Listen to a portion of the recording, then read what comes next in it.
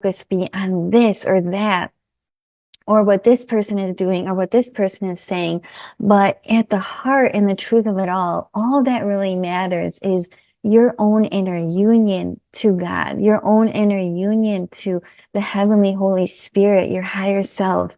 And if there's anything that you learn throughout this year, it's this piece. And I've been going through different trials and tribulations, as I know we all have been these past few months, but I wanted to speak about the clarity that I've received in all of these different trials and tribulations and how you can connect it to your own life. The ego is going to work in the most subtle ways. It's going to always try and latch on to our insecurities, into doubting ourselves, into focusing on what's not working, into focusing on what we're not doing, or it's always in a state of anticipation or rush, force, push. But when we're living a life in devoted to spirit, we're trusting so deeply that the Heavenly Holy Spirit, our higher self, is guiding us in every moment. And I had a very, very deep realization in Florida about all of these different things that I was forcing and pushing, and I let go of all of them. I was doing all different kinds of things. I'm not going to get into the story so much, but it was more about having and holding the peace of God no matter what.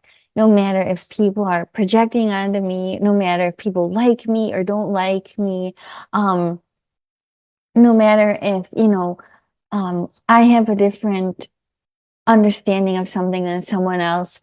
But the main thing is that truth stands beyond time and space. The truth with a capital T doesn't shift or change based on your perception of it. Truth will always stand the same. And that's the same with God. God only creates in eternity. So anything that doesn't rest in eternity is actually not of God, because God is only perfect love. God is only perfect peace. And that's actually what the Spirit is. And we are not human beings. We're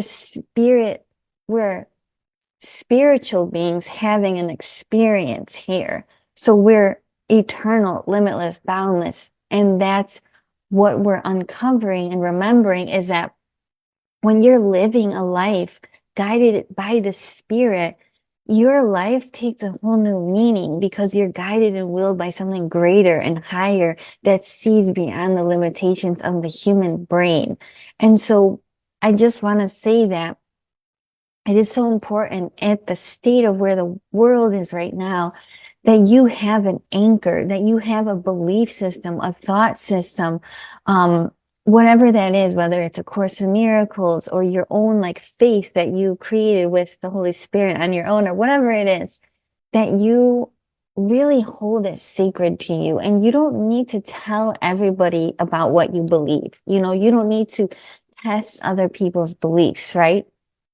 I've never once said that this is all you need to believe and forget everything else. I'm just showing a pathway. I'm showing a really specific way that has tremendously, miraculously changed my life and made me remember more than any other path. And I feel so inspired and lit up by it that I'm sharing it with ever who resonates.